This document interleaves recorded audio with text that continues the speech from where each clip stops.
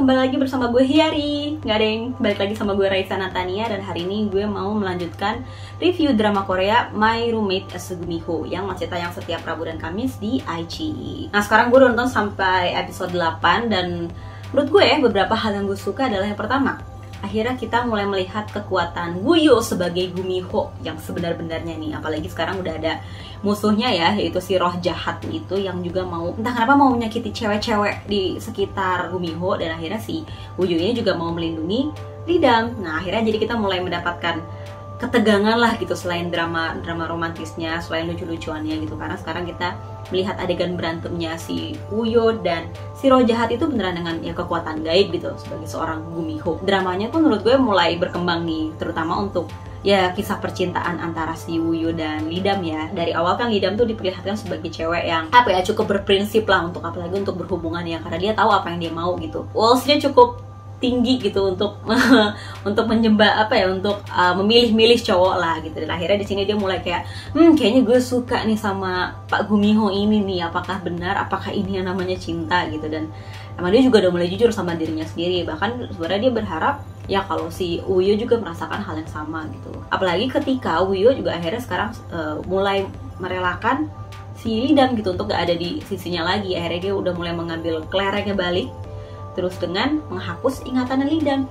Tapi ternyata Lee-dam masih ingat guys gitu. Kalau sebelumnya dia si Gumiho ini punya kekuatan untuk menghapus ingatan-ingatan cewek yang berhubungan sama Gumiho, ternyata Lee-dam besoknya malah nangis karena sedih karena dia ingat Woo-Yo. Nah gue nggak tahu sih seberapa banyak yang dia ingat, apakah beneran nggak ngaruh tuh sihirnya si Woo-Yo ya, mungkin karena memang ini namanya jodoh gitu ya. Yang menarik lainnya, gue juga suka persahabatannya Lee-dam sama Jae-jin. Nah, mereka tuh beneran jujur gitu satu sama lain. Buat yang suka bilang cewek sama cowok tuh nggak bisa atau temenan murni gitu ya. Nah ini lihat Lee-dam sama Jae-jin, menurut gue salah satu contoh bisa guys. Jae-jin pertama kali denger dari Sunwo ya kalau Lee-dam tuh cuma dijadiin bahan taruhan. Si Jae-jin beneran marah loh, beneran jadi orang yang pertama untuk ngelabrak gitu dan beneran lindungin Lee-dam.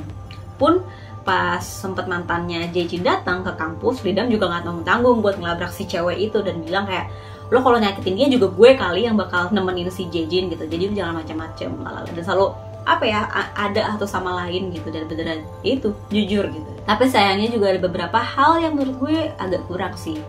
Yang pertama yang masih sama lah sama review sebelumnya ya, karena kita udah tahu gitu nih arahnya kemana. Jadi menurut gue nggak ada yang benar-benar mengejutkan gitu di setiap episodenya ya, karena pasti di akhirnya gimana pun juga Lee-dam sama Woo-Yo akan bersatu gitu. Mereka akan berakhir bersama ya, kita akhirnya ya menyaksikan kegalauan mereka aja sih agar mereka di ujungnya bisa bersama. Jadi mungkin ujungnya kita tahu gimana, cuman ya yang dikulik adalah ya caranya aja. Gue agak menyayangkan si karakter si Sunwo ini sih, karena sejauh ini kita dia masih terpantau suka nih sama Lee-dam ya kan. Gimana ya, nggak ada hal yang benar-benar berarti gitu ya. Dia cuma bisa ada di dekatnya Lee-dam, terus berusaha ngobrol sama Lee-dam, menyatakan perasaannya yang sebenarnya udah cukup obvious. Karakternya Sunwo nggak lebih dari udah cowok yang berharap aja gitu, karena kehadiran dia pun juga nggak bikin spice di relationshipnya si Woo-Yo sama Lee-dam gitu, nggak bikin kemudian jadi menarik karena ada saingan, karena Lee-damnya juga ternyata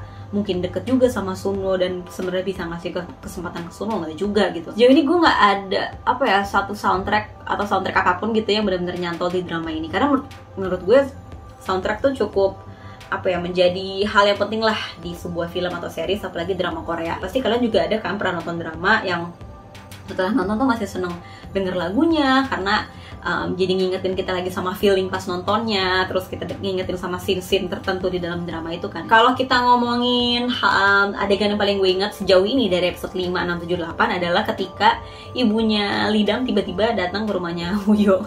Itu lucu karena di situ justru kita bisa melihat seekor Gumiho gugup coy ketemu manusia, yang sampai tegang banget gitu kan, kayak ketemu ibu mertua atau enggak. Lucu banget. Dan ternyata justru kita juga tegang juga nih, ibunya Lee-dam marah nggak ya, taunya tahu Lee-dam bohong terus tinggal sama cowok coy gitu kan. Taunya enggak, dia malah ngedukung kayak ibunya Lee-dam malah bilang, nah gue suka sama dia, kayak lo pertahankan, lo lanjutkan, kayak good luck gitu. Kayak wow, jarang terjadi di kota-kota besar gitu loh, seorang ibu mendukung ketika anaknya tinggal bareng sama cowok gitu. Mungkin saking percayanya kali ya. Pas adegan ini agak-agak confessionnya si Lee-dam kali ya, ketika dia udah mulai ya ini gue beneran suka nih sama Wooyo gitu. Dan tapi dia ngomongnya, ya gue tuh nggak bisa kita sebatas karena ada kepentingan si mutiara ini atau sebatas roommate doang, karena lo tuh berarti buat gue. Terus Wooyo juga ngomong gitu kayak, iya sama kok, tapi lo tuh kayak, ya lo kayak ponakan gue.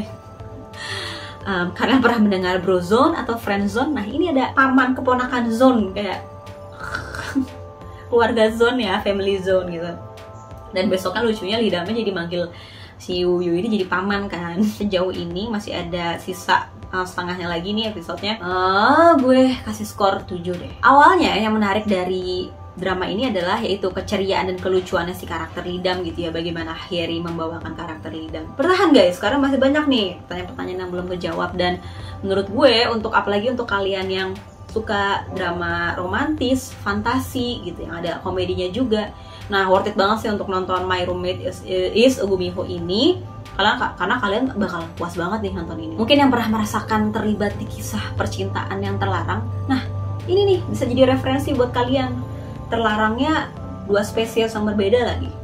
Gimana kan, pasti kan kita penasaran nih gimana manusia bisa bersatu dengan si Gumiho. Segitu aja guys dari gue, terima kasih sudah menonton. Jangan lupa like videonya, subscribe channelnya, di komen juga, join kita di Discord, terus follow Instagramnya Cinecrip. Oh ya, nyalain juga lonceng notifikasinya biar tidak terlewatkan ya update-update dari Cinecrip. Terima kasih, annyeong.